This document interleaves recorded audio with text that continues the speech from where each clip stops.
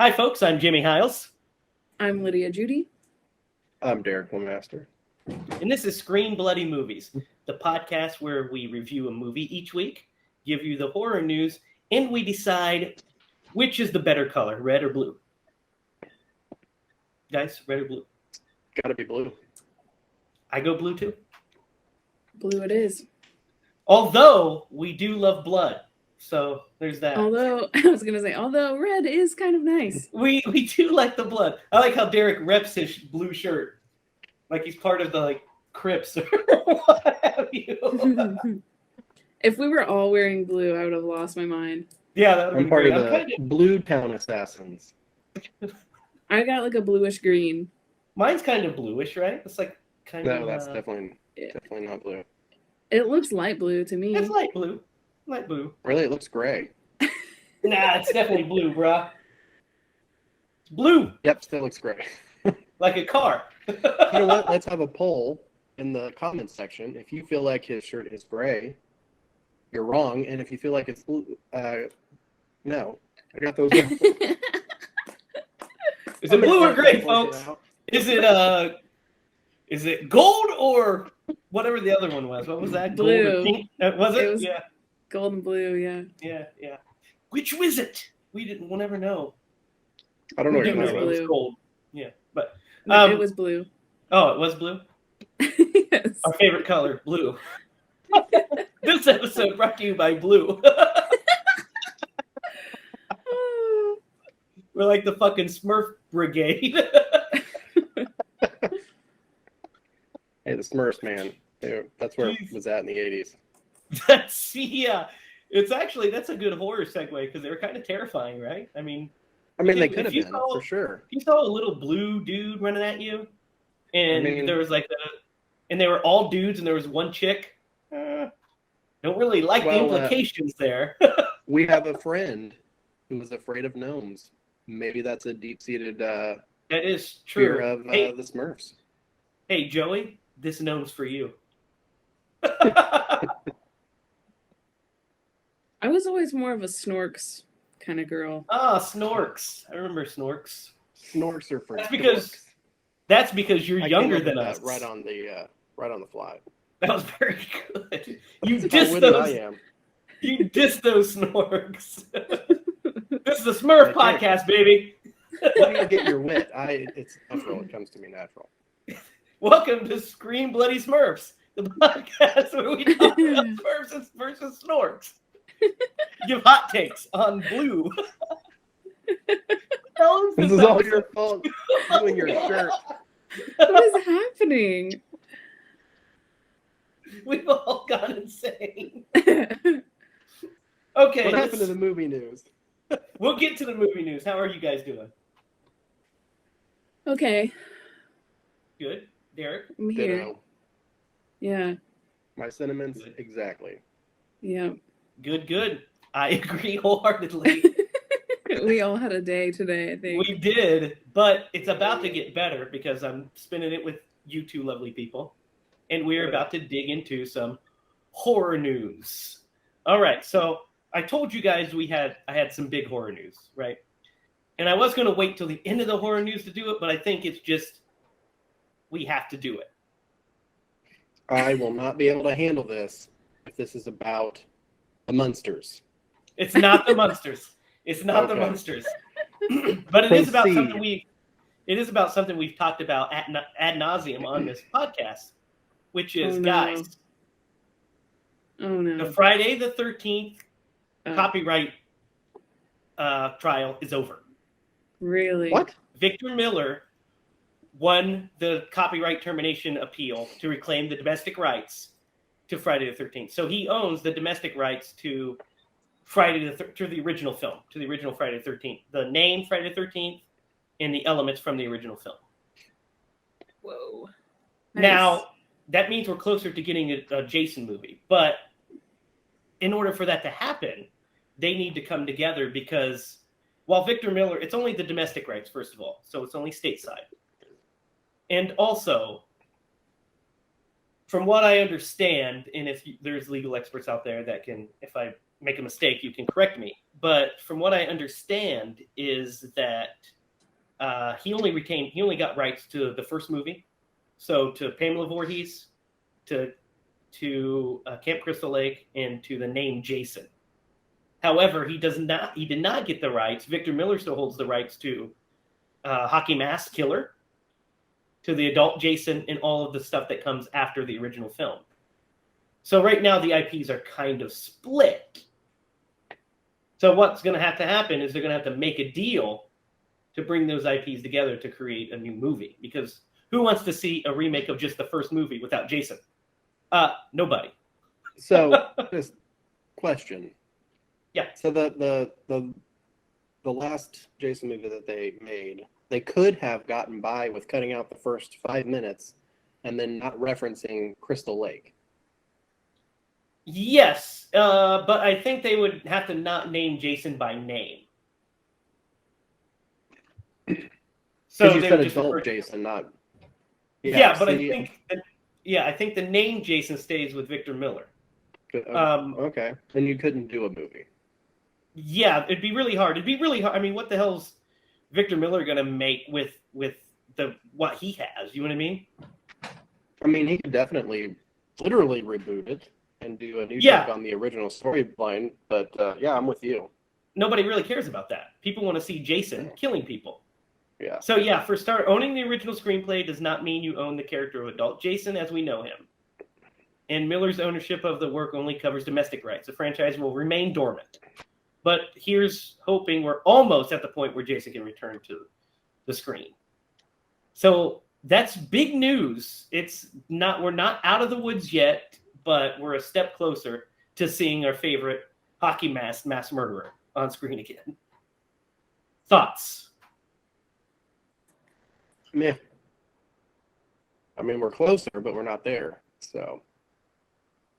Yeah, I mean, hopefully it'll get the ball rolling. And they can, agree on something. I don't know. I mean, they need to just think about it. They are, like you said at one point, Derek, they are losing money by fighting over the rights instead of working it out, figuring it out, working it out together so they can make another movie to make money. So let's hope that this is the beginning of the end for the Friday the 13th dormancy. So I'm ready to see Jason on screen again. I know, they put him in space. They can at least put him back in the woods. Yeah, yeah, exactly. All right. So as we're recording this, which is October 6th, so when you guys hear this, this will have already happened. But tomorrow, Resident Evil, the new Resident Evil trailer comes out.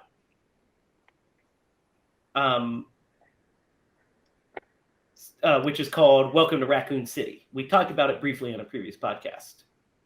Are you guys excited for a new Resident Evil take? Sure. Which one was the last one? Was the last one the one that was not that great? I think the last several were the ones that wasn't that great. Okay, I know we talked about this, but I saw one of them in the theater, and it was the worst one. They got really cheesy by the end. Just real cheesy and real corny, and a lot of slow motion. And the effects were pretty terrible. Specifically, the effects. Yeah, it wasn't the best. So I mean, rebooting it and being more faithful to the games will be exciting to me. I'm excited to see it. I'll always give it another chance, right? So, sure. Guys, do you remember the movie Orphan? Yes. Yes. Did you guys know they're making a prequel to Orphan? No. Why? No. Why would they do such a thing? So it's a prequel called Orphan First Kill. Different kid? It's the same kid. Same person playing her. Returning to play the character. Same person. Yeah. The same girl's playing her. And it's William Brent Bell. So that's Isabel Furman is going to play her, and then It's directed by William Brent Bell. So basically, it's Lenny Kramer orchestrates a brilliant escape from an Estonian psychiatric facility and travels to America by impersonating the missing daughter of a wealthy family.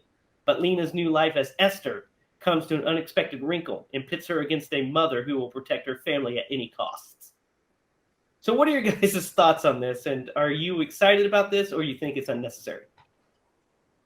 Well, first of all, I really liked the first one. So I feel like this could go in a worse direction just because that first one was pretty strong. And it sounds like it might be a money grab. I don't know though. I mean, I just don't understand how it's a prequel and the girl is older. Yeah. Guess they're gonna make her look younger. Unless it's like a Benjamin Button situation or something. Like she was like aging backwards, maybe. I don't know.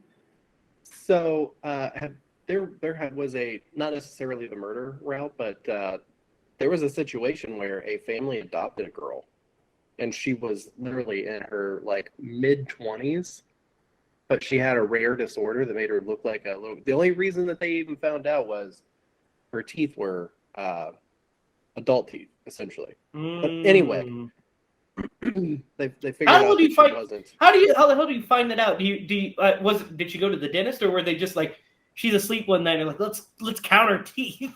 I don't know, but that's how I they were guarantee it able was a to dentist. The dentist is like, guys, her age. Her teeth look like she's in her 20s. Her teeth looks like she's been smoking for 50 years. And listen, guys, I don't know if you know this, but I found some Centurium silver in our medicine cabinet. I am pretty sure that that happened in Indiana. I think you're right. I remember hearing about that story. That would not surprise me if that happened in Indiana.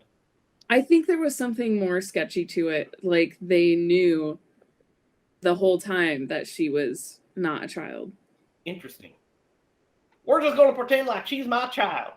Yeah, and I feel like they got busted because, I feel like I shouldn't be saying all this because I'm just like, this is a story I heard a long time ago. I don't know if there's like anything legal going on with that story still, but I know it was a crazy story. Remember, guys, this is not a legal podcast, but a horror movie review / comedy podcast. So, yeah, I agree. Disclaimer. Derek, put a disclaimer at the bottom of the screen right here. We are not legal experts. Yeah, I don't know how they're gonna. If the same actress is portraying the character and she does not have this rare disorder, then I don't know what's going on. I don't know. Makeup, man. Let's see. We'll I know see. that, like, you're gonna have to. I'm sure. It'll be more than. Yeah, she's a lot taller now. She's like, that was like 10 years ago. She's like 20. Recast. She's got to be in her 20s now. Yeah, why not recast the character? Nothing about this makes any sense. Then it wouldn't be as good if they recast it because that girl made the whole movie. She was amazing. Yeah, Orphan was in 2009, guys. Yeah, I remember seeing that. It was so good. I remember being really scared. Let's see what Isabel Fuhrman looks like now. She's 24 now. I just watched her. She was in the Hunger Games, and Jake has been watching them because he never saw them. And he was like, I'm going to watch the Hunger Games, I guess. So. And she was in that movie, and I was really surprised. I was like, oh, that's the girl. Well, guys, here's how she looks now. This is crazy. You guys ready? Yep, let's do it. Present this. I was Googling that. Here we go. Here's what she looks like now. Yeah. Yeah, good luck. Like, how are they going to make her look like that? She's gorgeous. She's amazing. I don't know how they're going to do it. I guess we'll find out, right? She does look similar. She was such a cute little girl. I was going to say, she has like the little kid baby face going on. Right. And now she's got like the adult angular face. Yep, they're going to barf it. I mean, well, who knows? Who knows? I mean, guys, duct tape does some duct taping certain things up or pushing them down does wonders. We'll find out. So we have our thoughts on that. Apparently, this is cool. I don't know if you guys know about this, but have we talked about the fact that they're doing a new interview with a vampire? Yeah. Series? Okay. Yeah, I feel like we did talk about that. I feel like we did forgot too. Bailey Bass has been cast to play Claudia in the new series. Sorry, the way you said that. It's because there was a lot of You're syllables. like trying to about to burp or something. I was about to. I was trying to catch my breath because this woman is breathtakingly beautiful. So it's a compliment for her, for Bailey Bass. Here she is. Wait, is she a little girl? No, that's Kirsten Dunst. Yeah, but she's playing Claudia, so is she a little girl? I don't know if she's older. I hope she is for your sake. She can't age. That doesn't make sense. She looks more like a teen, doesn't she? Like, I don't know. What's up? Like, now they're just casting adults as children in movies. Oh no, let's see who this person is. They are. Well, she's definitely got the hair for it. That's actually the most important part of the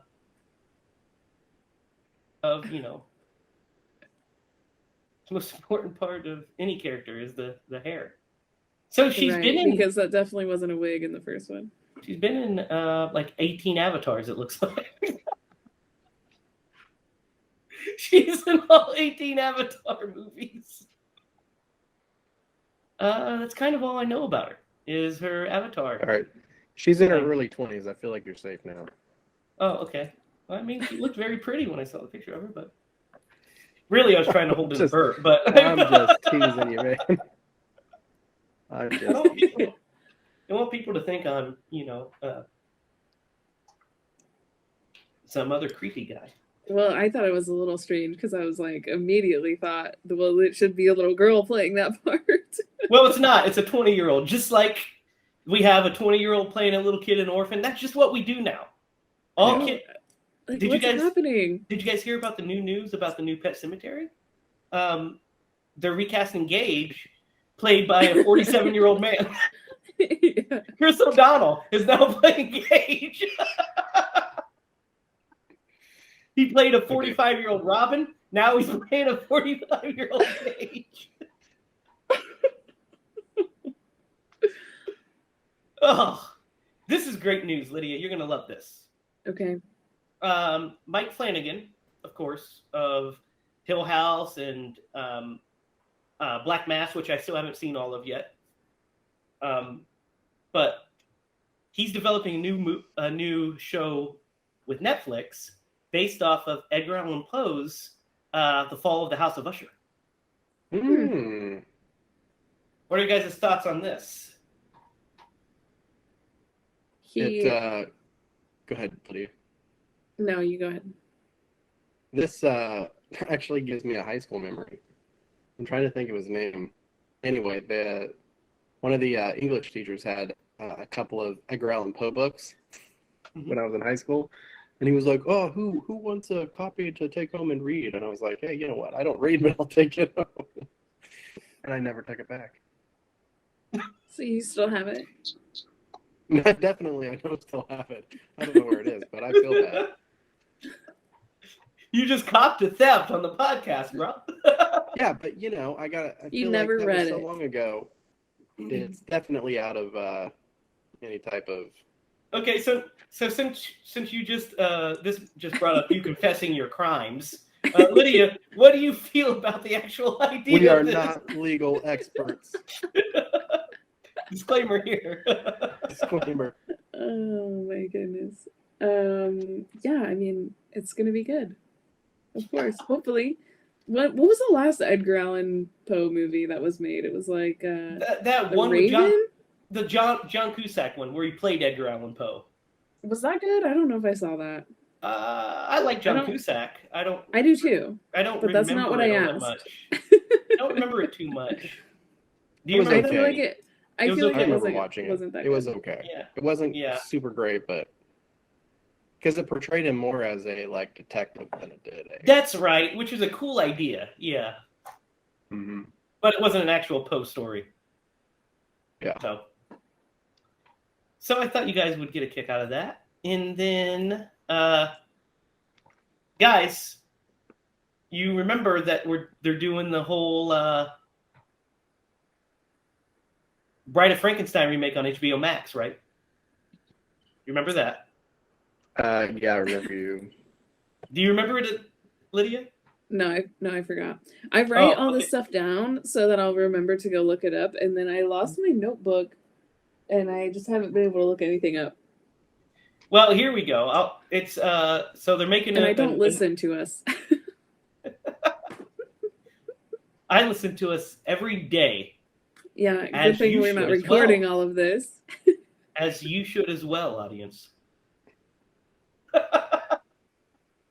So this movie, The Bride, on HBO Max. It's a horror thriller, obviously, and they have casted a guy. Let's see, Thomas Doherty has signed on to replace Garrett Hedlund.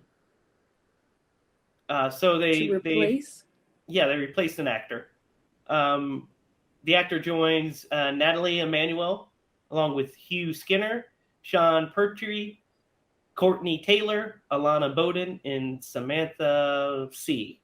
I can't pronounce that last name. So it's directed by Jessica M. Thompson from a screenplay by Bear Butler. It's a contemporary thriller that tells the story of a young woman invited to a lavish wedding in England, only to realize her presence has sinister motivations. Dun, dun, dun. In addition, it is reported the film is somehow inspired by Bram Stoker's Dracula. What? So what the hell is this movie? Is it The Bride of Frankenstein? Is it Dracula? Who knows? What are you guys' thoughts on like a collage of ideas? Maybe they have like a like a love interest that's like writing to her or something. Maybe to get her to go over there. Maybe kind of like the notes from Dracula and Jonathan Harker talking to Mina. Yeah. Yes. Maybe. Exactly. Maybe. I like when he writes and he's like in Bram Stoker's Dracula and he signs it D. It has like just this giant D. We got to do that movie sometime. That's a great one. It's a great one. That's how you should sign all your stuff from now on, Derek. Just D. Yep, for dope. I was thinking for Derek. But... For that. Oh, I mean, I guess. Whatever. You just turned into a robot. I guess. Whatever. Oh my goodness, you guys. All right, you guys. Enough of this crazy talk. Down to brass tacks. Down to brass tacks. Because I don't know if you guys know this, but I've got something to share with you.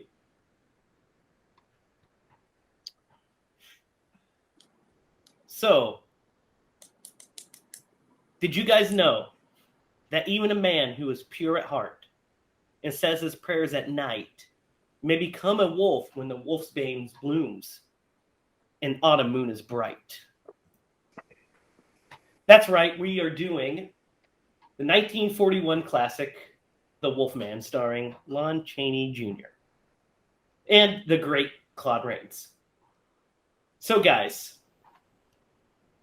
let's talk about your guys' memories of the Wolfman or exposure to the Wolfman, and if this is your first time seeing it. Let's start with you, Derek. Is this your first time seeing the Wolfman? This is my first time of memory, seeing the Wolfman start to finish. I remember like brief glimpses of my childhood, seeing parts of this movie at minimum. But like I haven't seen it in so long, I honestly couldn't tell you. This could also be the first time I've seen it start to finish. Long time ago. This movie is super old. It's approaching 100 years. It's 80. It's almost 100 years old, yeah. It's about 80. Lydia. I think my first glimpse of Wolfman was in The Sandlot. Oh, yeah. Great scene in The Sandlot. And I know we bring this movie up occasionally, but it's a great movie, and I love The Sandlot. And Scream Bloody Movies stands for Sandlot. Yes, 100%. But also, I saw it a few times around Halloween time with my mom, just watching spooky movies on TV. And this one, I mean, it's got the feels of you need to watch this around Halloween. So, yeah, I enjoyed watching it. Yeah, I used to watch, when I was a kid, I used to watch a bunch of Universal monster movies with my grandpa Bob. And we used to watch those movies, and we also used to watch Abbott and Costello movies. So, of course, my first exposure to the Wolfman that I remember is in Abbott and Costello meets Frankenstein. And that was my first glimpse of the Wolfman. And then later I would watch the 1941 film. But so I knew who the Wolfman was, and he's always been in my lexicon, especially the Lon Chaney Jr. version, which he was the one that played all the way through the 40s. But I haven't seen this particular movie since the remake, the 2010 one, came out. When it came out on Blu-ray, they had like a special feature which had the Wolfman on it, and it was only a limited time. And I watched it a few times then, and then I haven't seen it really, not in its entirety since then. So even though I remembered most of the beats, there's still certain parts that I kind of forgot about or looked at through a different lens since we were reviewing it. So that was pretty cool to think about. So without further ado, let's get into this guy. So the movie opens with basically the my favorite old school title sequences, where it's just showing like, the cast, and we see we see him kind of standing there, and it like has their names underneath them, like Claude Rains, and he's standing there, and then it goes through all of them, and we end up at the with Lon Chaney as the Wolfman, Lon Chaney Jr. as the Wolfman. Do you guys miss those like intro titles at all?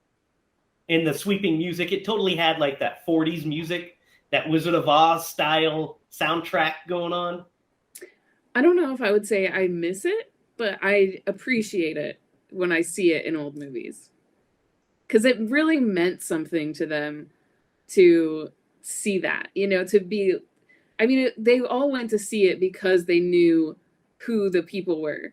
I think if this movie had other actors in it that were unknown, it might not have been as successful as it was.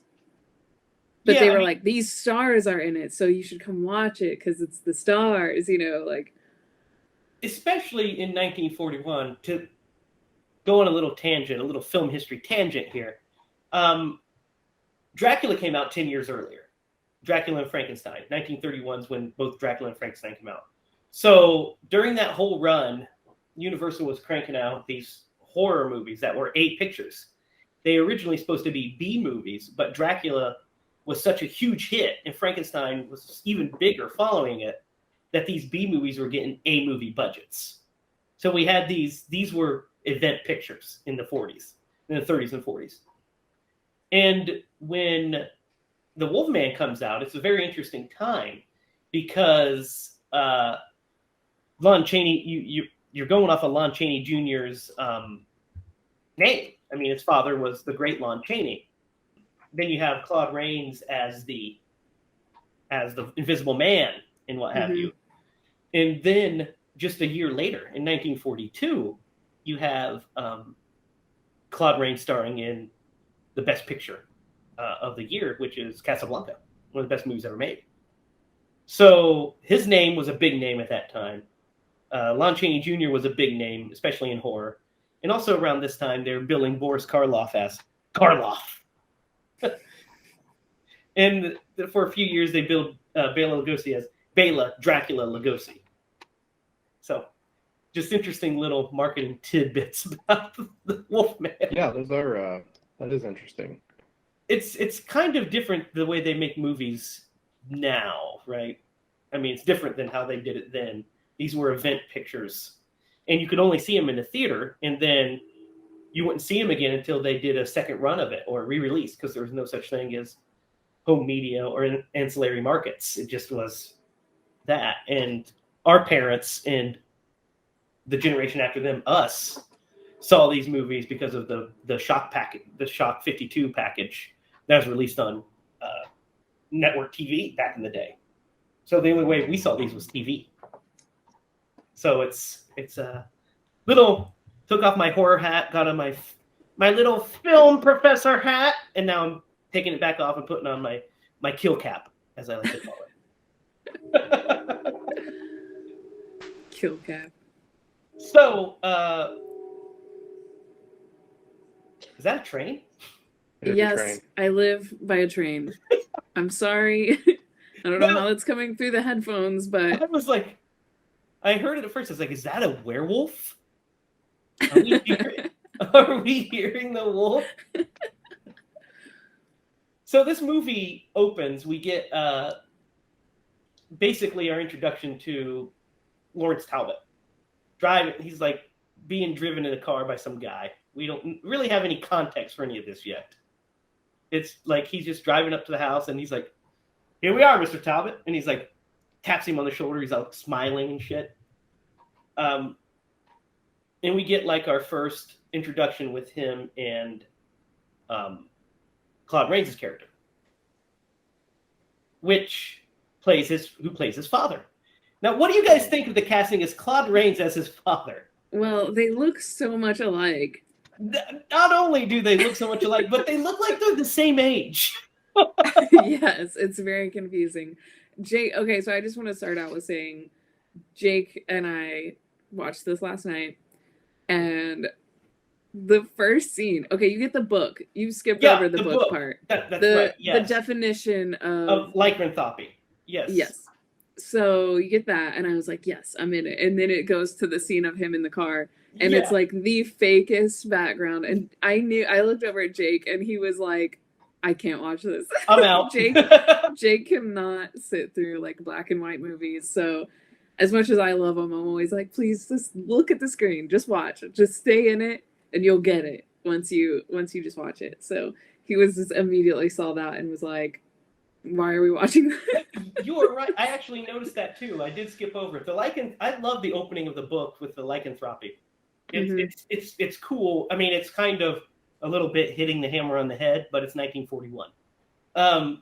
So I like that choice. I don't know who's grabbing the book, and I don't know why. Yeah.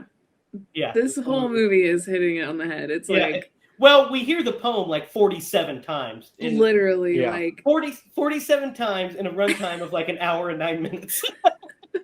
I feel like half the script is just him going, "When the moon is full." Yes. At least. I mean, realistically, at least 5, maybe 6 times you hear that poem. It's throughout it. Basically, every time somebody mentions werewolves, they repeat the poem, which I get is a cool device to be like, "Oh, we all know the legend." But after the third time, I love the poem. Everybody knows it. Yeah, I love the poem. I've always loved it. And I actually shared a post with these guys on Facebook that I posted like 11 years ago of the actual poem. Dude, that blew my mind. Yeah, it was actually for today. And so I saw it and I was like, oh, how perfect. I guess I was thinking about it at the same time. And I love the poem. But after the third time hearing it, I was like, Jesus Christ, yeah, I know. And I'm starting to do it with him. To say the prayer at night can become a wolf when Wolfman blue and the autumn moon is bright. I get it. Yes. But yeah, back to the car. I thought that same thing, Lydia, when I was watching it. I was like, oh, look at the old school movie making magic. It's just clearly on like a scrolling rear projection, and the guy's like going. The guy's even doing this number. Yeah. And Lon Chaney's just sitting there, all like cool, and he like taps him. He's like right there, and he's like, "Good job, Jeeves." So yeah, we're introduced to his father, and the casting of this always makes me laugh. I love Claude Rains; he's great in this movie. But it's always such a strange casting choice because he's like 2.5 feet smaller than him. Yeah, and they look about the same age. Dude, I was confused whenever he goes into the castle, by the way. Mm-hmm. And they show the painting of his brother, and I'm like, is that the actor that we just saw? They looked they looked a lot alike anyway. Yeah, well, what's really funny is what's really cool about this scene, though. You're like they were twins. taking out the severe age gap weirdness and all that stuff. What's interesting is I really like the meat of this scene. I like that we have it's a 40s, so they don't try to show, men were men, and they didn't want to show too much emotion. And he even says it that he was brought up to have a stiff upper lip, and he felt like he was too strict on the boys and didn't show enough emotion because he's already lost the son. And I like the context. I like what this scene represents, that it's a father reaching out to his son and basically kind of apologizing for the way that things were between them, and he's kind of offering amends. Now he would give him a hug, but then they shake hands, and he says, well, I was rather proud of you, Father, when you did this thing. Mm-hmm. When you were given the award. That's just swell. What do you guys think of the interaction between these characters, though? That kind of, kind of story building and character development? I honestly missed that.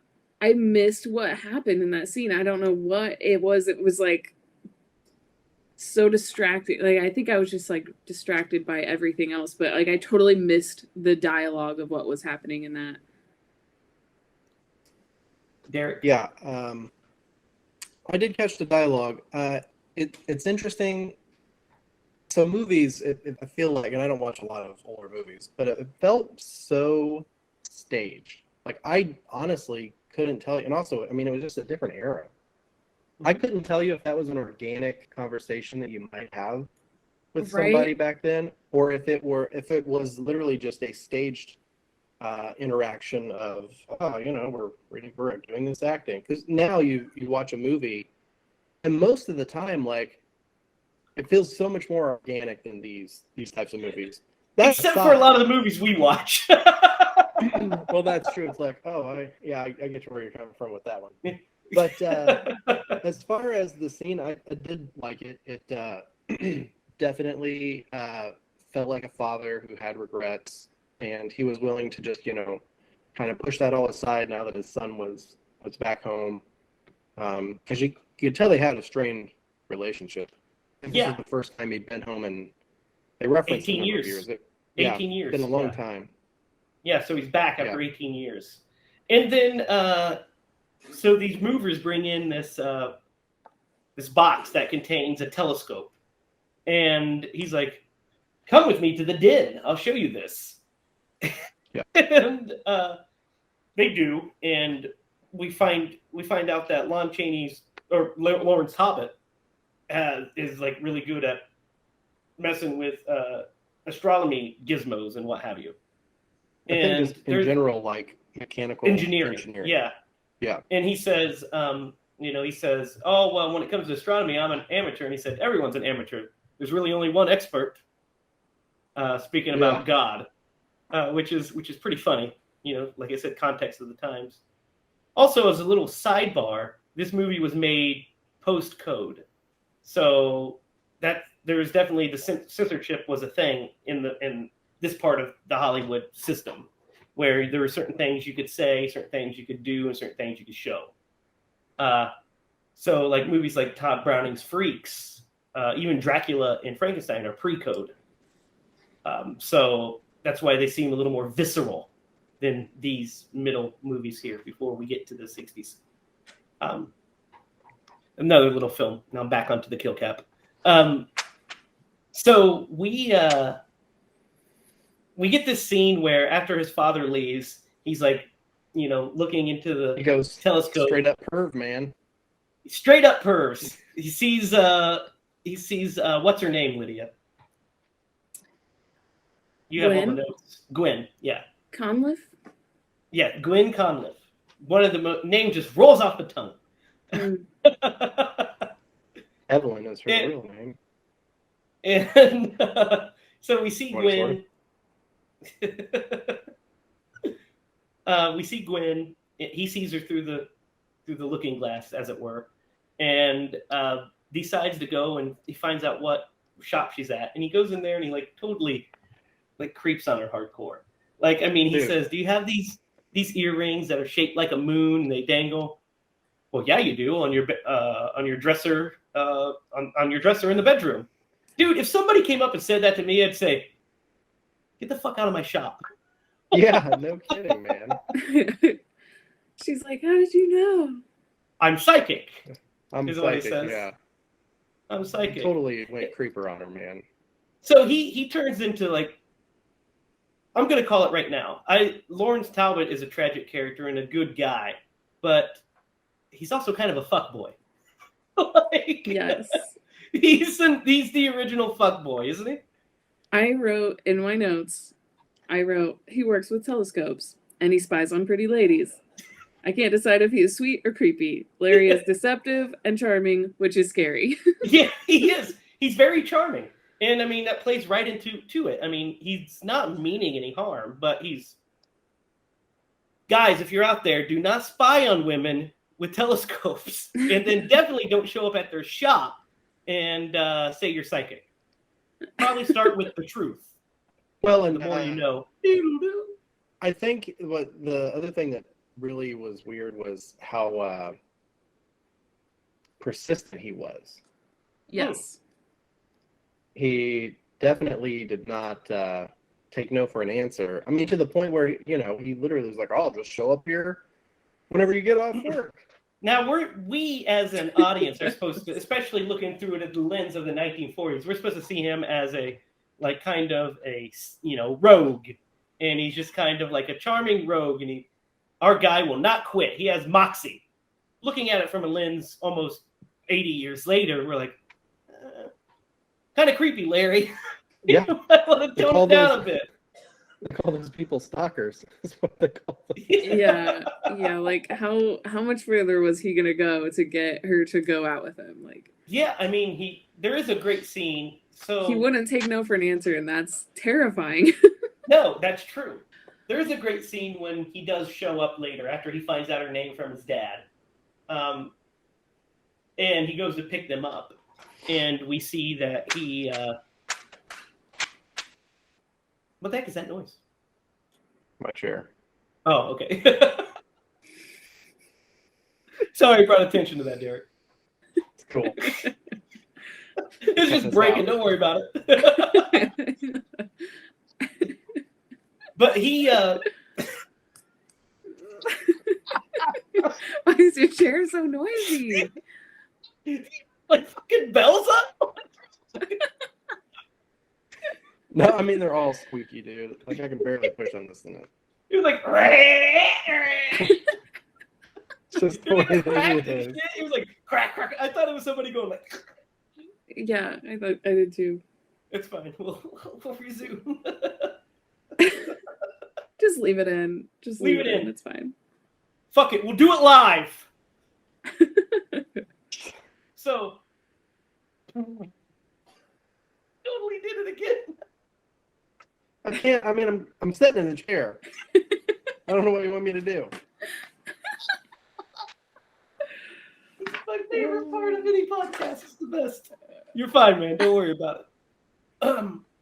But he shows up after he has a conversation with his dad and finds out who she is, and finds out he meets like the police inspector first, right? I mean, the police inspector's over, and he meets him, and they have like he's like, "Larry, glad to see you," and they kind of shake hands, and we're introduced to the head of the police force, and then he says, "Oh, I met this girl," and he's like, "Oh, I see you met Gwen, huh? She's married to this guy, or she's engaged to this guy." Engaged, yeah. And so then he just shows up at the shop, like you guys were saying, ends up at the shop, and then he starts flirting with her, and she's like, "Well, let's bring on my friend Ginny." Isn't that her name? Yes. Ginny, yeah. Like, let's bring my friend Ginny. She can tag along. There's this great moment where he's kind of like devastated about this for a little bit. He's like, well, I guess now she I can can't come. take advantage of her. Yeah, now Okay, I guess wait. she can come. Wait, okay, so you skipped the part where he buys the silver cane. Oh, right. That's very Yeah. important. You're right. That's actually at the moment when he's there. Yes. I'm Yes. sorry. I was talking about the. I wanted to get to where he's less creepy, but Trying to skip the creepy part. No, we can't Yeah. skip the creepy part, Jamie. hey, listen. He's- I just want he's- people to like Larry. I don't want people to know how creepy he is. So, yeah, he buys the silver cane, which is also really funny. That's totally a 1940s thing, like because he's talking about which cane should I wear. You know, it's Yes. part of your clothing in the 40s. Yes. And it was only $15, which was probably a lot more back then. I don't know how they think about it. Yeah, it Oh, was. yeah. I was like, $15, that's a good deal. Let's check out the For a the silver- inflation. For a silver So that's 1941, wolf's right? head. Yes. Yeah. So let's do 1941, and let's do $15. I'm gonna Calculate guess. it. I'm gonna guess $350. Close. It's $279. Whoa. Holy cow. So that's an expensive ass ugly cane that he buys. Yeah. Yeah, it is. So And I he mean- only buys it to impress her. he spends 200. So it makes him even creepier because he spends like almost $300 to buy a cane so he could creep on this girl. What do you guys think of the cane, by the way? It too is Like, too as on a- the nose. Yeah, I mean, it's like a Not a- werewolf cane. It's a Yeah, not werewolf only cane is a werewolf made of cane- pure silver. Yes. Yeah, and With it's a also got the pentagram. pentagram. Yeah. Yes. Now, I like the idea that if it was done more subtly, and he buys just the cane and doesn't have a wolf head on it or anything, he just buys a cane with the silver handle. That would be great because then when he uses it as a weapon, that makes sense.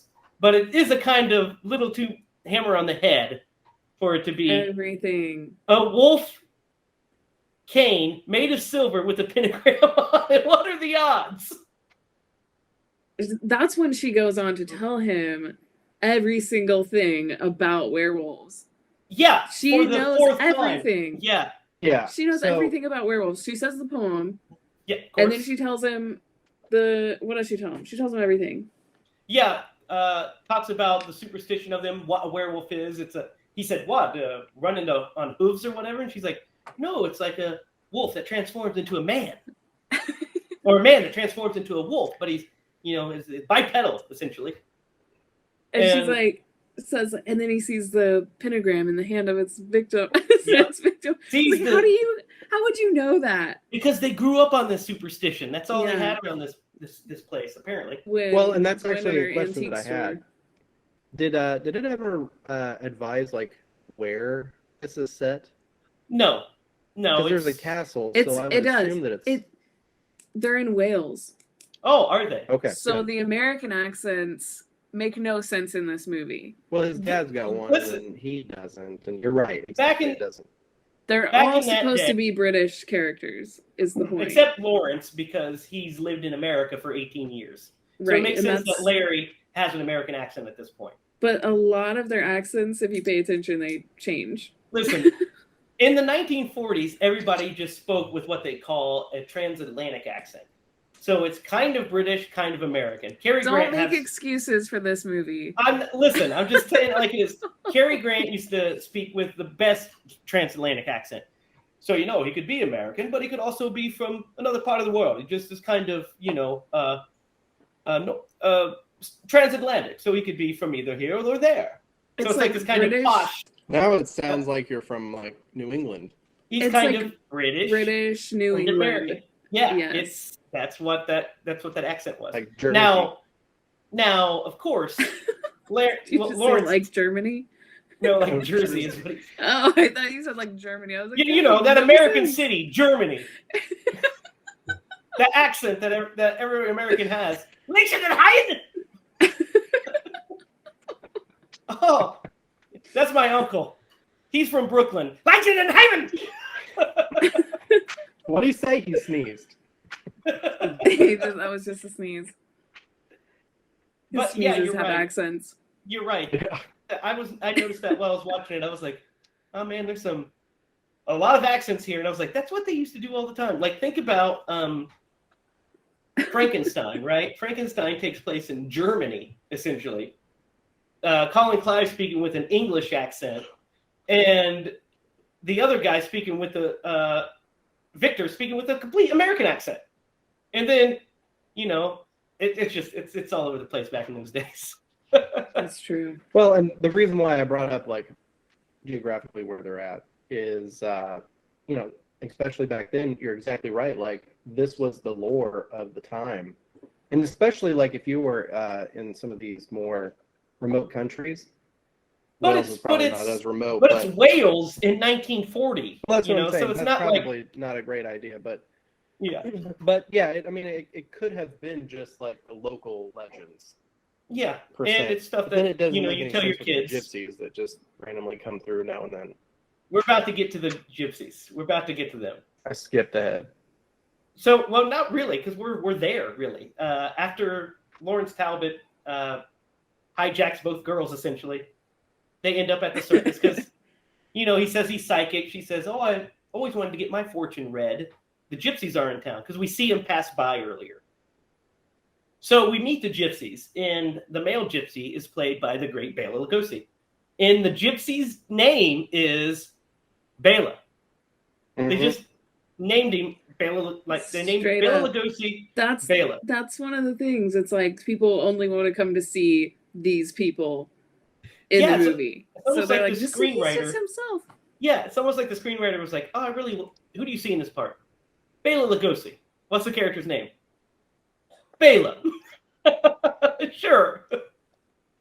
So Bela Lugosi is actually the first werewolf in this movie. We just don't see him as the wolf, but he's the original wolf.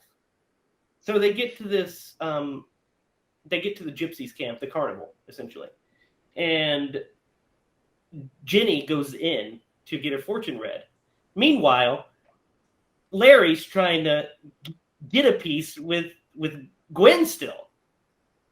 Yeah. And he's they trying totally ditch poor Jenny. This is where he turns into a straight up fuckboy. Because she tells him, "I'm engaged.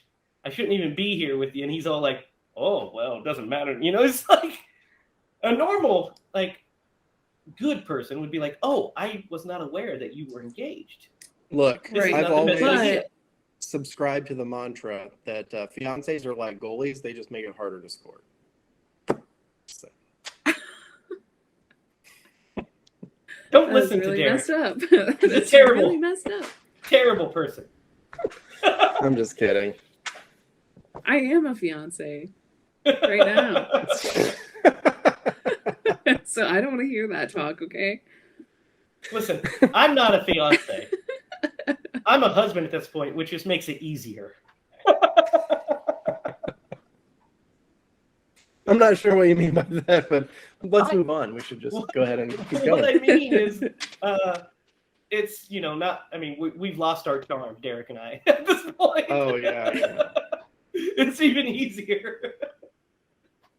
Like, oh, yeah, those guys, those old guys, yes. So then Bela starts reading her fortune. He says, and he moves his hair, and you see the 5-pointed star on his forehead, which, of course, we heard from Gwen when she said, all the werewolves have a 5-star pointed star that signifies that they are the werewolf. So we see it on Bella's head, and then he reads her palm. So silly. He reads her palm, and superimposed a pentagram appears. Yes. Yeah. And then he says in that great Bela Lugosi accent, "I can't read your fortune now. Come back tomorrow. Run now!" He turns into Arnold Schwarzenegger at the end, apparently. I was going to say, "Run now! Get to the chopper! It's me, Bela Lugosi! Get down! Put the cookie down! Oh my god. I want to drink your blood!" Who is a daddy and what does he do? That's we need to cast Arnold Schwarzenegger as Dracula. guys. I just figured out the next big casting. I'll get on writing that script and I'll send it to him myself. Okay.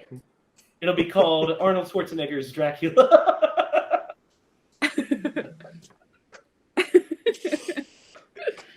Derek, we're going to insert a poster of it right here that I just created on Photoshop. Oh my gosh. All right, if you send it to me, I'll put it on there. It is. It's right there. Boom. Okay. I hope it flashes twice on the video right there. It will. It will. It will. And also once at the end, just because I said so. Just because. Okay. Look out. Look out. Look out, folks. We're going wild here tonight. So, she runs off. There's this weird scene when during that scene, her reaction is really weird. Like, so he tells her to run out, and she's like, "Yes, yes, I must go." That was natural. That was like how people used to talk in the forest. That's not scripted. Am I the only one that felt that was kind of a weird line delivery? I missed that one, man. Yeah, you're the only one. Oh man, it's weird. Okay, it must just be me. It's the most natural scene in this whole movie. I was watching it and I was like, that's kind of curious. That's a curious line choice. Whatever. So, Lawrence is in the woods with Gwen, and he's like macking on her hardcore. I wrote down. No. They dipped out for a romantic stroll filled with more werewolf talk. And I literally wrote LOL on there. Yeah, more werewolf talk. More werewolf talk while they're on the way, and they hear a wolf howl, and it's like, "What's that?" And it attacks them, and he sees it attacking Jenny. Essentially, he runs over there and tries to protect her. Which, in his defense, he does try to protect this woman, and he fights off this vicious animal. And he gets attacked and bitten in the chest, and he beats it to death with the cane. And since the cane is, of course, silver, it kills the werewolf, and he passes out. They go to they take him away. Gwen comes and takes him. They go and take him away. The gypsy woman comes, and they see Bela laying there. We find out that, oh my God, it's a man, And so the gypsy woman says, what happened to him? He was bitten by a werewolf. So the gypsy woman and her take Lawrence to Talbot Castle. And the gypsy woman there's this great scene in this part where he's in the castle, and his dad comes and he's talking to the cop again, and it's like, what is this? They come in and they put him on the table, making sure he's okay. And they said the gypsy woman just literally creeps out. Yep. She just pieces out. And when she pieces out, the guy says, she's like, oh, that woman helped. And he's like, what woman? Where? And then one of them says, oh, sure, the gypsy woman that was just standing in the door.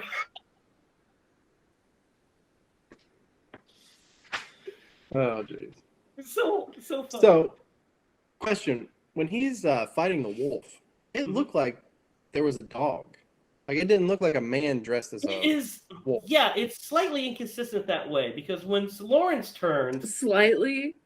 Okay, very inconsistent. Okay, he was attacked by like a German Shepherd. He was attacked by an actual wolf. I'm glad I didn't miss. And then when he turns, he is a wolf man. He's a deformed human dog. Maybe the longer you're a werewolf, the more dog-like your transformation becomes. I would buy that, except they made 45 different Wolfman movies throughout the 40s, and he looks the same every time. He even wears the same black shirt. Well, there you go. I'm glad that I wasn't the only one who noticed that. I was like, wait, did I see that correctly? No, you totally did. I don't know if you can miss it. Yeah, it's pretty blatant. He got attacked by a dog. Hey, Bella, we're gonna dress you up in this costume, and you're gonna attack him. No, I'm not doing it. All right. He's like, no. I don't do that unless it's Dracula. Yeah. That's not true. He was in. He Son of actually Frankenstein. dressed up. He actually dressed up so well that he Looked like a dog. exactly like a wolf. Yeah, Bela Lugosi is First- the master of His- wolf acting. His First makeup method was actor. phenomenal. Yeah, first method actor. He just acted so well. He became the wolf. Oh, Wow, that kind of startled me. what It happened? started raining really hard, and I'm like, what Oh, the fuck is that? I feel like I can hear it. I hear it a little bit. Yeah. Sounds My like So phone he, might wake up. And... So good old good Lawrence is old- taken upstairs, and he says he's going to call the doctor. And then the police constable goes to the scene because a guy comes in and says, "There's been a murder, sir. Jenny, her throat's been slit or whatever. Looks like it was attacked by an animal." Poor sweet Jenny. So they go, Jenny from the and block. we don't see this, of course. God damn it. We don't see this, of course, but it sounds really gruesome that she has her throat, ripped out. And they see Bela at the scene. And they're like, oh, so they start forming this theory because they also find the cane at the scene. And he was bludgeoned to death. So they're starting to form this theory that maybe Bela, like there was an attack, it was dark, and Lawrence attacked Bela thinking it was a wolf, is this working theory they start to develop. Which because makes sense. Yeah, which makes a lot of sense. Of course, he's protected by his stature and what have you. So when the police, the next day, he wakes up feeling perfectly fine. He goes to show him the wound, and it's not there. It's gone. Mm-hmm. And that's when they start to even feel this theory is even more probable. Like, well, like, did he just attack this gypsy man? Like, what's the deal here? Does he not like gypsies? Well, I think at one point they were trying. This might have been when they were just like, we need to not pin this on him. Like, there was a werewolf attack, but these two helped Jenny, I think, was one of the theories. And then, Yeah, I don't know. So it's all kind of jumbled, but the gypsy woman goes back to Bela's body and says the poem to it. This other poem about walking on the ground. Do you have that? I got it. I got it right here. Read it. Okay, let me find it. Hang on.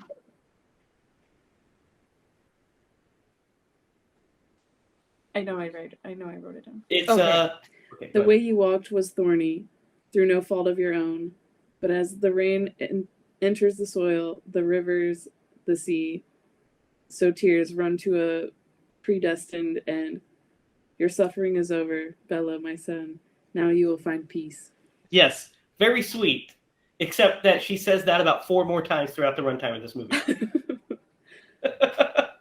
So, there's a scene after that, after he gets questioned by them, and the doctor says, "Hey, my patient's in no place to talk right now. And he's like, "Okay, I won't talk to him until you give me the go-ahead." Lawrence sneaks out, and he watches the burial of Bella. And he's clearly like right behind her. In the scene, it's the way it's staged. You see, it's not like he's hiding in the shadows. He's like hiding behind a really light pillar, and he's just kind of standing there. And her and this priest have this whole conversation, which is actually a really great part of this, because he says they're going through it, and he's basically saying, "I want to give him a proper burial," and she said, "This is how my people give proper burials." And he basically dismisses her at the end by saying, "People with superstition," which is very hilarious to me, because is that not what religion is? Superstition. Yes. So I was like, no, but because his is right, you know, like his is like he can't even accept like that other people have different religions or beliefs. It's like there's only one. Yep. Yeah. It's only his, and his is the right one. Yep, you're right there. Most people can't. Yeah. So frustrating. It is, but that was the way. And so when they say that, you know, you're supposed to be like, siding with the priest, but of course, looking at it through the lens of 2021, I was like, boo! Yeah, for sure. Let the gypsies have their celebration. They've been doing it longer than you've been doing your thing. For sure. And it sounds really nice compared to what we do. Because it was a celebration of this person's life instead of you know, a dark morning. Yes. Yeah. You know, I'm going to throw a party at mine. Yeah. Yep. At mine, I want everybody to be as sad as possible. Yeah. Yeah. Jamie, I want sad, you to please cry a lot. Oh, okay. So I'll hire a bunch of them. Okay. They can crash the ceremony. That would be the most disturbing if you hired strippers for somebody's funeral and they just were dancing in front of the coffin. On the coffin. And then I would stand up and be like, boom! Just while you're crying. Yeah, Derek, this is for you! He wanted me to do it. And Derek sits up and he's like, I've been reawakened!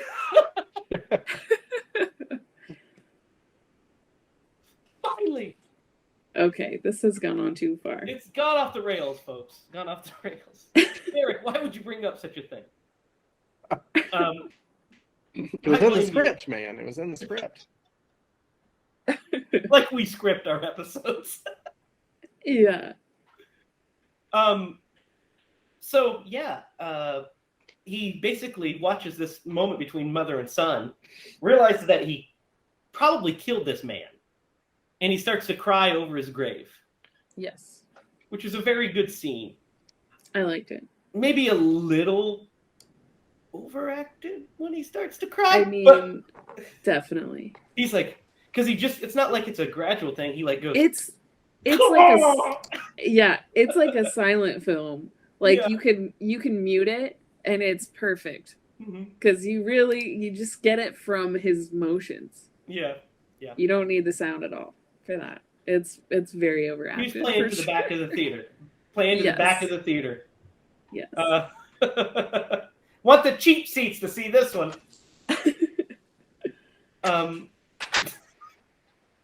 So is what it is. Yeah, what's next, Lydia? What happens next? Well, I just wanted to say, I think it was before that, the scene where he is like, when all the men are there, they're like the detectives or whatever are like trying to figure out what was going on, and they're like, don't talk to him right now. He's unstable. Yeah, it's like, how dare you talk to someone who just murdered someone when they're being unstable? Well, my favorite, there's a great line that Claude Rains says in this bit where he says, you policemen, always in such a hurry. It's like, they're trying to catch a murderer. Yeah. He's slow about this? Have you not watched the first 48? Right, exactly. Great show. So I think next is when Jenny's mother goes to the antique shop and is screaming. Yes, this scene is interesting. This scene reminds me of the scene in Jaws where the Kinderman mother goes up and smacks Roy Scheider because her son was killed. Except in this one. In Jaws, it's not Sheriff Brody's fault that her son was attacked by a shark. He was doing everything he could to stop that from happening. But she blames Gwen for this death. So she shows up and she's like basically starts calling her a whore in 1940s talk. Right. You know, gallivanting along with she's an engaged woman gallivanting along with strange men, and she's not wrong. She's not wrong about that bit. But then he comes in, and he's like, oh, well, you want to talk to me about it? Say it to me. And they leave. And it's funny because later in the movie, they talk about that encounter, like, he raved like a madman. I was like, but I think so. I actually, when I watched it this time, I was watching him, and when he came in, he did look like he was about to snap. Well, yeah, he was pretty mad. Like he was mad, but like he also had that like they were afraid of him because he was like intimidating. Tall. Yeah, he's really and tall. Huge. Yeah. And so like she was like said something about like he had murder in his eyes, and I was like, I agree with her on that. Like he did kind of have that murder look in his face. Yeah, I guess a little bit, but it's the way she described it was like, like it was this intense confrontation when it was really him just coming in and saying, "Oh yeah, you want to say that to me?" And she's like, "No." Right. Yeah. Leaves. I feel like that is every character who's ever like been in her position. You know what I mean? Like you can tell she's probably the town gossip. Well, I mean, and her daughter just died. She did just lose her daughter. Yeah, absolutely. Like, she has every right to be devastated and upset, for sure. No, but yeah, it's like as far as this character goes that you're not attached to in any way. Yeah. Except that she has been shitty this whole time. Yeah. To everyone, Get out of here, lady. But so then he and get out of here, Gwen. He and Gwen go and get your sad ass out of here. They go and like they start having like a clandestine meeting in the middle of the shop, essentially. In the parlor. Yeah, and her husband, fiance, husband to be, comes in, and she's like, the goalie. Hey, this is Lawrence Talbot. He's like, not good to know you. And he looks at his hand, and he's just like, So Talbot leaves, and she's like, "Why were you so rude?" I was like, "What do you mean? Why is he so rude? You literally just went out with this dude." Dude, okay, this is ended up dead. But she didn't go out with him. He was walking them home. This is what I wrote in my notes, guys. I said, okay, and then Frank shows up, and he is the most awkward human on the planet, and now we see why she went out with Larry. He's very awkward. And then I wrote Larry leaves smoothly, and Gwen is like, "Why the fuck are you so awkward?" He is awkward. But to be fair, to be put in his position, his fiance just was out with a guy in the woods by herself, right? And then two people ended up dead.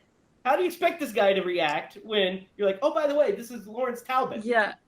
React super awkwardly. That's the way you should react, and just stare and don't say anything. I would have been like, "What the fuck is he doing here?" Yeah, no kidding. You tall son of a bitch, get out of my shop. Yes. So he doesn't do any of that. He's just like, be careful. I go on a side tangent. This is hilarious. Hang go on ahead, finish your second. thought. That you're right. That is very awkward how it ends when he says, "Just be careful." Like, what do you mean be careful? Say, "Hey, are we still together? What's going on? Are you sleeping with this dude?" Anything, not, I don't like the cut of this man's jib. Be careful. He was like, I don't like that you guy's cane. Yeah. Yeah. Now we have the foresight to see what happens at the end of the movie, but like as of right now, I feel like you guys are jumping the gun because at this point, the only thing he's really done was walked her home. She hasn't done anything wrong. No, but she did go out with him. She did go out with him, and she didn't tell him she was engaged the entire time either. Right. Yeah. I thought she did. No, she told him as they were out. Yeah, as they were out. As he was about to like kiss her, and he was about to kiss her, she's like, "I'm engaged," but not like in the shop. He have a ring? I don't know if she had a ring, but she was like, "I shouldn't be out right now."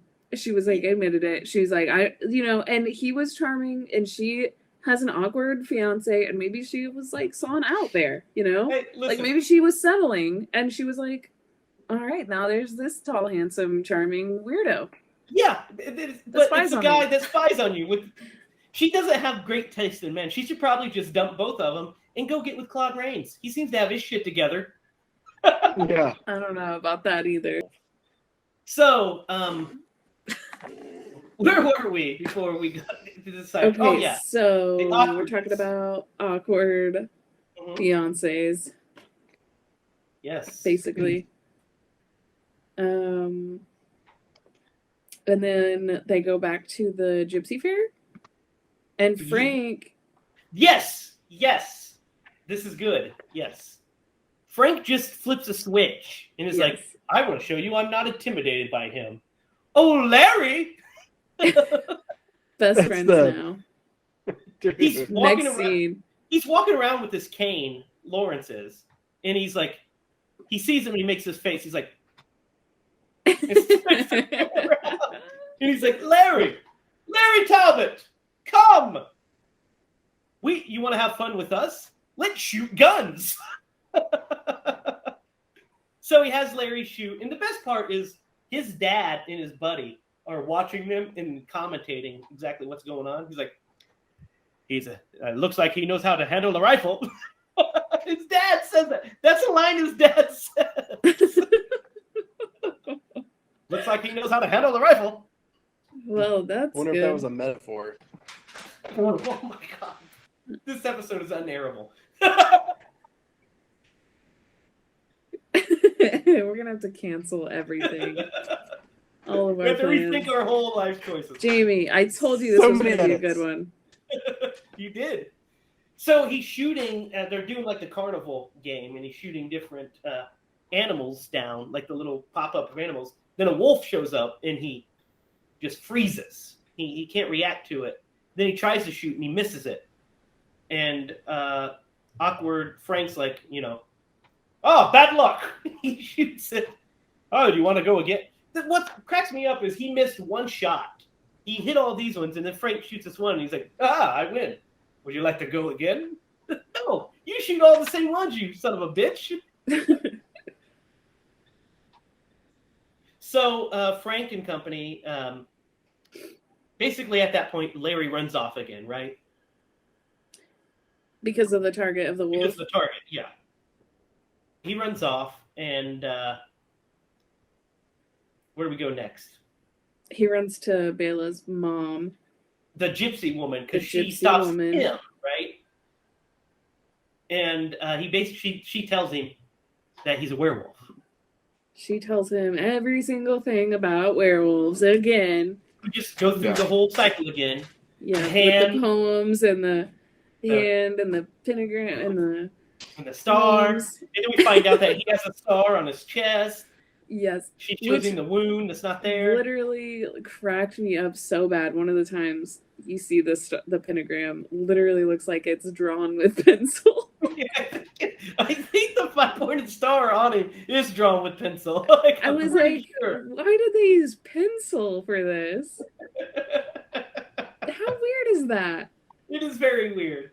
And it's just a star. It's not even like what you think of a pentagram. Listen, it's just a star. They used all of the budget to make the Wolfman costume itself. Yeah. They didn't have time for a Sharpie.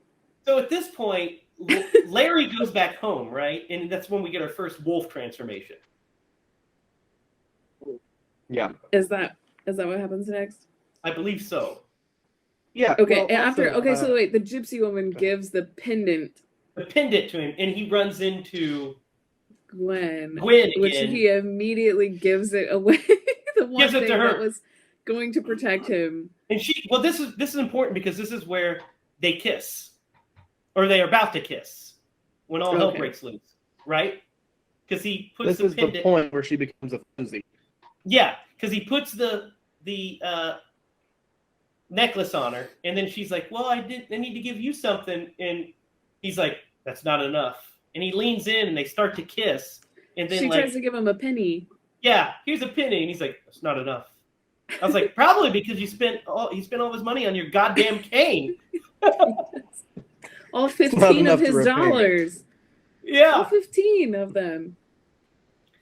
So he goes to kiss her, and then some kind of something breaks up in the gypsy camp, and he runs off essentially. Well, the mom is like, as soon as Larry leaves, and she's like, he's a werewolf, and she's positive that he's a werewolf. She tells one person that there's a werewolf in camp, and that's right, and that's why hell breaks everyone. loose. Yes. Yeah, so everybody starts running. Spreads. Larry runs home, and then he starts to not feel very good. He takes off his shoes, and he pulls up his pant leg, and he realizes that there's hair growing. Which also made me laugh really hard, because I was like, literally right after I shave my legs, and then I like sit down and like pull my pants up, and I'm like, ah! TMI. I'm just kidding, but I'm like, turning into a werewolf. What's going on? Yes. What is it? I relate to that anytime I see like any hair on my legs. So we do like some cross dissolves, right, to show that the hair growing. And only on the feet. On the feet. This is our first reveal of the Wolfman makeup. So let's take a pause here and let's talk about the Wolfman design. Lydia, what do you think of the Wolfman's design? I think it's weird. You think it's weird? Personally, I think it's weird. I think it's iconic, but I think it's a really strange design. Personally, yeah, that's just. Derek, what do you think? It's really hard to put a lens on this and understand for the time what impact that had. Like, we look at it now and we're like, oh man, those amateurs. Right, but that might have been the cutting edge at that time. So it's really hard. I mean, I would say for the time it probably looked really, really good. But, you watch it now and you're like, okay. For me, I just can't see how that was ever scary. I think I think generally the audience probably wasn't scared as their reaction when they saw that makeup.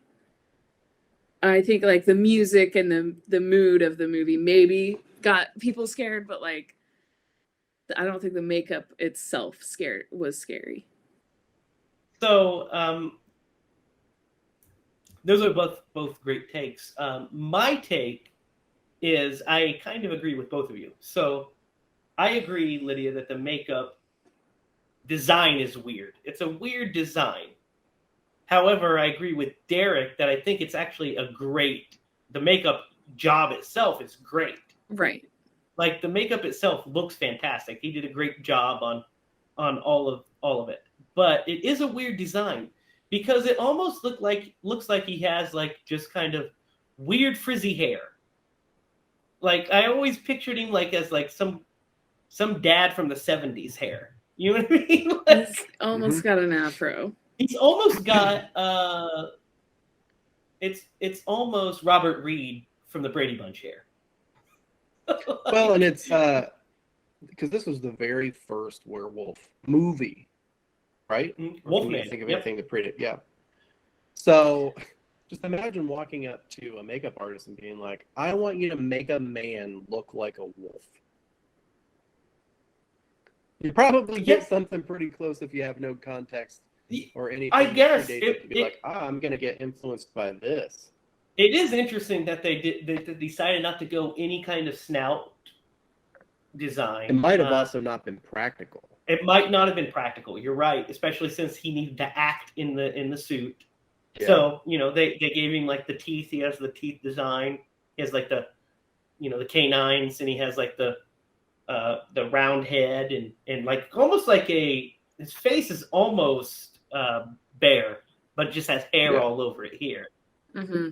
Do you guys know what year Creature from the Black Lagoon came out?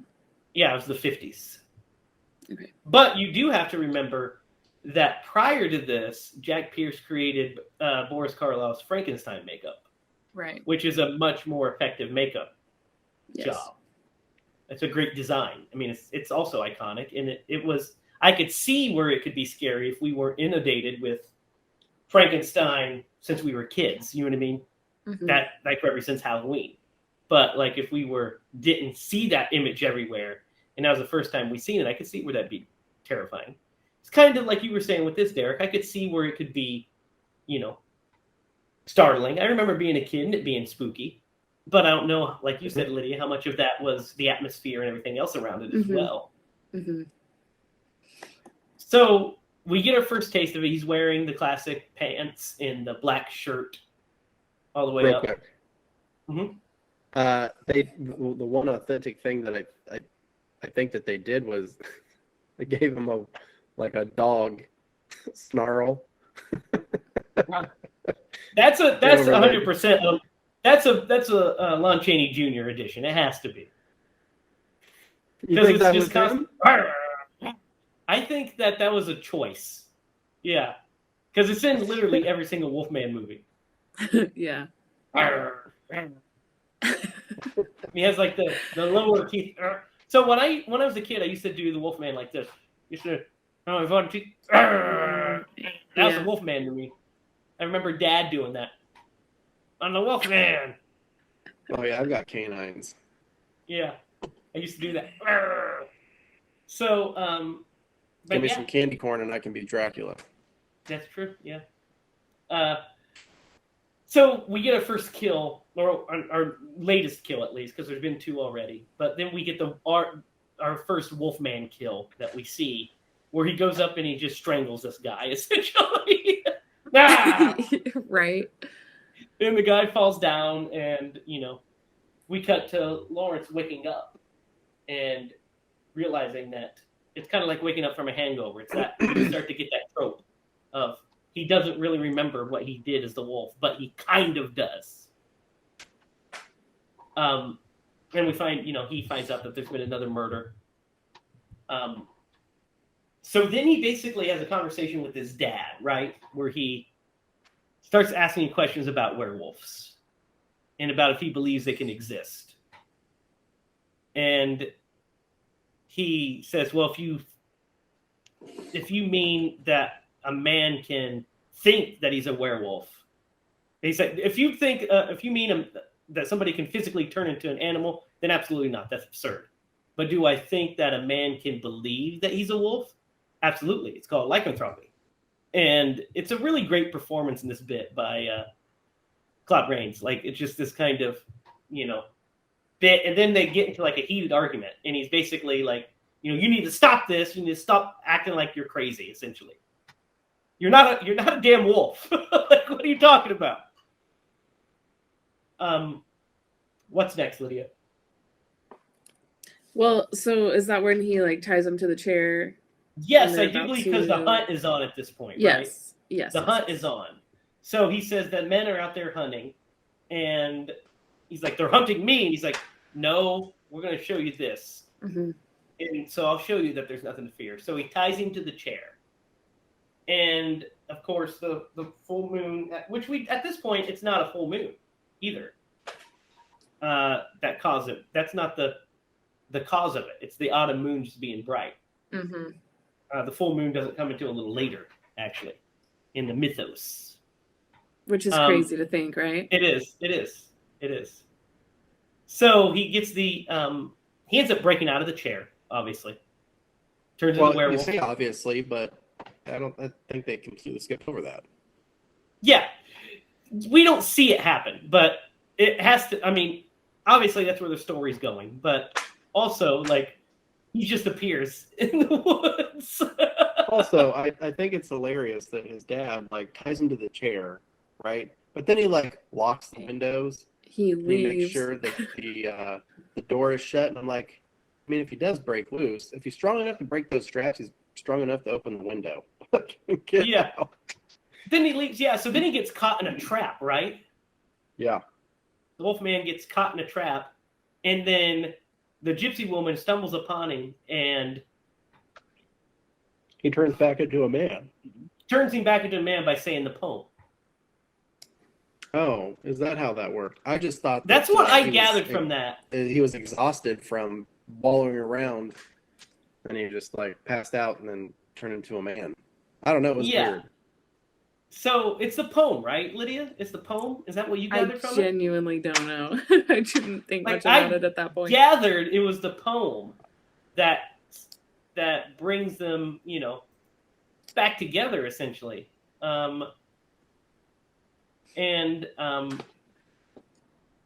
Usually at that point in a movie now, it would be like because some clouds went over the moon, Yes. So they just didn't have that part, so they were just like, the poem will work, I guess. I don't know. They're just like weren't thinking this movie through very well. Yeah, so I think we messed. I think the trap came prior. The trap came the night before on the first attack. I think you're in the right spot. Because I think he initially attacked the gravedigger. Yes. Yes, and then, that's right. And then we second night, Yeah, he gets I think caught. we're right on. And then they see him as they're hunting, and they're like, "Oh, it's Lawrence, Larry Talbot," and he just continues to walk through. And does he transform again? Is that how it happens? Does he transform back? Because the next bit I remember is him attacking Gwen, right? Right. So he transforms back into the wolf after he transforms back into Larry? Is that what happens? Oh, I don't know. You have the notes. What does it say? I didn't write that down. I just didn't write that down at all. So either way, it doesn't matter. Basically, what ends up happening is when he's restrained, he runs into his father runs into the gypsy woman, and she says, "Hey, he's like, you're the one that's been filling my son's head with these crazy notions that he's a wolf." And he's like, no, man, he is a wolf. It's not crazy. He is a wolf. And she's like, you thought about it, didn't you? Right then. You heard the noise and you're wondering, did he escape? Is that him? And he's holding the cane. He has the cane still. Yeah. So he hears gunshots. And it's, they're like, the bullets just passed right through him. We don't get to see this, of course, because they don't have the budget or the technology to show this. But so the bullets pass right through him. So he stumbles upon them. He sees that his father sees the wolf attacking Gwen, about to attack Gwen. So he saves her, and he's fighting with the wolf, and he ends up beating the Wolfman over basically the exact same thing that happened to Bella. Exactly the same. Beats him over and over with the cane. Mm-hmm. The gypsy woman comes, says the same poem again. He turns back into to Larry, and his father is grief-stricken. Mm-hmm. And he is holding his face. Frank comes out of nowhere and hugs Gwen. And then the movie ends. You too, bit Huzzy, I take you back. And the movie ends, right? I mean, that's the This is my last note of the movie is the last scene, and it just says the men who discover the scene don't ask what happened. Instead, they say Larry was attacked and killed by the wolf while he was protecting Gwen, and then it said, now poor Gwen has to marry Frank. The end. Yeah, because basically his dad is grief stricken because he had to kill his only son with his only remaining son with this cane, and then they don't even ask about it. They come like, Larry must have fought the wolf off and was killed, and his dad just is like, yeah, we'll go with that story. It's like, what else are you gonna say? That sounds good. He was the werewolf, and I just killed him, and he's my son, and I just killed my own son. We'll let him die a hero. Sure, yeah, that's what happened. Mm-hmm. And then, then Gwen is with Frank, and it's like, oh, and then we just fade to the end. She actually just says Larry, so sad. She was really was attached to that guy. Yeah, everybody's got a fallback. Listen. They did go out twice and know each other for the span of 2 days. So it'd be she was going to run away with him, man. She was going to. We totally skipped that scene where he goes and visits her at the antique store, and she's like, I've got to get out of here because of all this, and she's like, I'll pack, I'll go with you. It's like, you just met this dude, and he creeped on you with a telescope. She loved him though, really. They had a connection. Yeah. It was weird at first because of the time period that we're in and the things we know now. But he was a charming guy back then, and he had money, so she knew she was gonna be. So you're saying that set. she's the original gold digger? Yes, I mean, I ain't I saying she's a think- gold digger. I mean, I don't know the rest. back of it. then, I mean, you go rich, you marry rich. That's just what you do. If you can, you do that now. I mean, Oh jeez. I mean- but back then especially, I mean, like those people were probably living without toilets, and like Larry's got a toilet at his house. You know what I mean? I don't think not necessarily in the Wales village they live in. That shop was pretty modernized. Okay, I you're think probably they had right. toilets. And I mean, they had a parlor. They had a parlor. Looks It like they was had fine. They were electricity. doing fine. Yeah, They had like, electricity. she was doing fine. She was just trying to follow her heart, Mm. you know. And I think you're just making. I think you're just maybe making excuses sometimes- for her floozy behavior. well, Whatever. I mean, And Larry's that is fuckboyness. also on. Yeah, Larry. Yeah, Larry's a fuckboy. 100%. It's really easy to make fun of this script, how it was written, okay? But the characters themselves are probably fine. Oh, I love Larry Talbot. He's a tragic character, except in this one he's kind of creepy. The next ones he's less creepy and more tragic, I feel like, in the sequels. Well, so I don't know that obviously I haven't seen the sequels in a long time, but how does he come back from the dead? He just is. Okay. He just is. He just is. That's- If I remember right, I mean, right.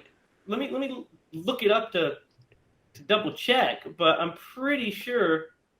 The next one is Frankenstein meets Wolfman. Had his grave opened on a full moon night, causing him to rise again. So that's what happened. No. That's a cop out. That's lazy writing. So that they're all lazy. They're all lazily written, I feel like. Not all of except them. for Dracula and Frankenstein, and Yes. Bride of Frankenstein and Son of Frankenstein. Great. All of those are very well written, like nuanced pieces of horror, actually. Yes. Which we'll yes, get to eventually. I agree. And that was the Wolfman, guys. So what are your thoughts? Derek, let's start with you on this one. So I hate black and white movies. Luckily, this one was in color. I watched, but You watched a colored You watched version the of colored this? version of this? yeah, pretty sure. I it's didn't even know colored. that was a thing. Oh, God. Okay, for the listeners, don't watch the colored version. Don't do what Well, now Derek you're did. making Derek me is a bad question this. example. You I saw still a got whole the- different movie than we did. I had to rent it, so I'll go and check it. But I thought it was in color. I could totally be wrong. But anyway, Did you Did you imagine it being in color? Remember if it was in color? no, Derek. I was What? I was multitasking while watching the movie. What were you? Were you multitasking, Derek- being goddamn colorblind? Derek just doesn't watch the movies, I don't think. He's I like, think he yeah. just So, guesses. luckily, this one's in color. Derek, no, it's not. Man, now Damn we're it! gonna. I put on my. If I was wearing it my was in rose black glasses. and white, I'm gonna be really, really You've got to sad. check that. You've got to check that and see if it was black and white. Derek, what was your favorite scene of this movie? Make sure we watch Man, the same one. that's my He's like the part where Dracula walked down the stairs was really cool. I mean, Dracula technically was in it, at least Bela Lugosi. My favorite scene in this movie, probably the interaction with his dad. I think it was, it had some of the best dialogue in the movie. Yeah, I agree. And I felt like it was delivered in a way that it was impactful. You definitely, like, I feel like they did a great job conveying that they had a relationship that was strained, and he's glad to see his son back. I agree. And mainly because I've never been a real fan of the way that acting was portrayed in this time period. And I mentioned it earlier where Acting with a capital A. Exactly, right? Where it's not necessarily an authentic conversation, or like the mannerisms wouldn't be. It was very for show. Stagey. And that's my own Stagey. bias. Yeah, that's my own bias. creeping into this. So that was probably my favorite scene in the movie. What do you think of the movie overall, and what would you rate it? I'm gonna rate it kind of high, only because of the foundation that it laid for the movies that came after it and the history behind it. So I'd probably give it a 7.5. Oh, that's actually much higher than I thought you were going to get this. Yeah, and it's because of the history of the movie and what it did for cinema. Lydia, what are your thoughts on the Wolfman? First of all, Derek, now I know why you thought my shirt was gray. You Lydia, so what are your thoughts on the Wolfman? And what would you rate it? Okay, so I really like the Wolfman. This watch was different for me because I was looking at it knowing that we were about to talk about it on a podcast. So I was kind of a little bit more critical of everything.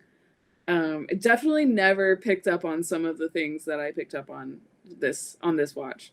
So would I recommend this movie? This is kind of how I base my ratings, is if I would recommend them to people, like the order. I don't know. I kind of try to like categorize it, I guess. So this one, I feel like I would give it a 7.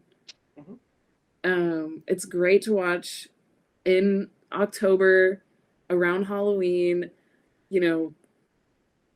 just spooky vibes. It's like what I crave in October. So it's perfect. Like, light candles, get the pumpkins out, everything. I mean, I have pumpkins everywhere, but it's really good for that, I think. So I think I'll give it a 7. 7, that's good. I'm like right on par with you. Also, it wasn't black and white. It was? It was? It was, yeah. Oh my god. You just pictured it in color the whole time? Well, no, so, truth be told, I was working while watching it, so I was, You didn't look at it.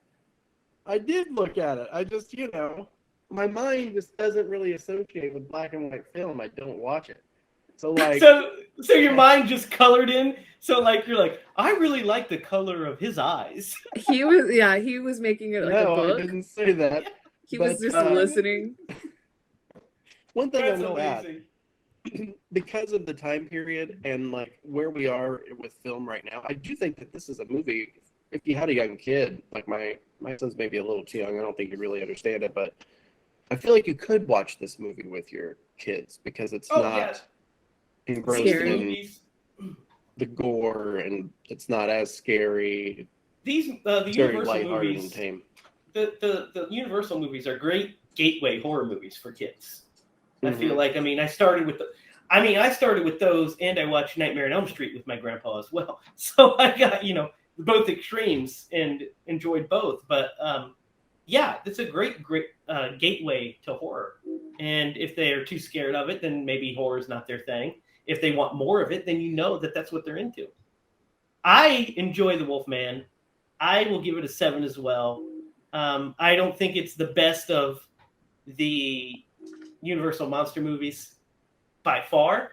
I think I'll probably give higher rankings to when we eventually do Dracula and Frankenstein.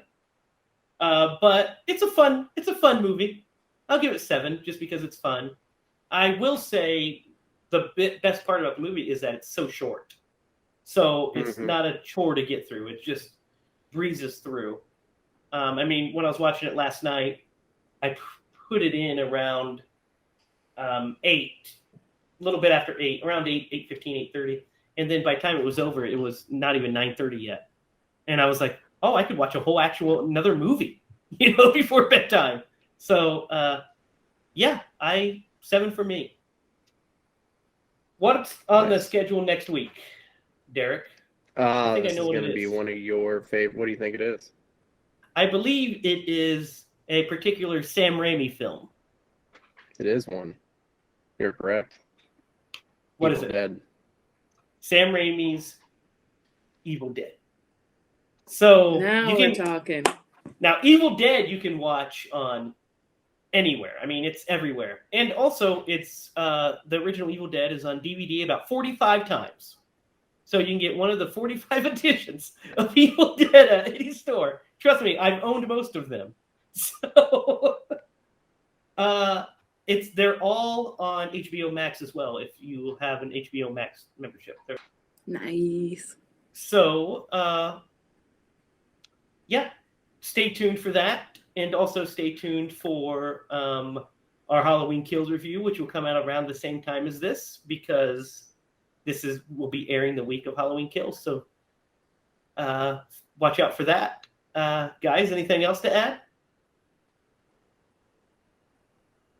Nope. I can't think of a single thing when you ask me that. Me neither. So for Lydia Judy and Derek Lemaster, I'm Jamie Hiles. And remember, if you're going to scream bloody movies. God, that is the worst. Scream bloody movies. Bye, folks.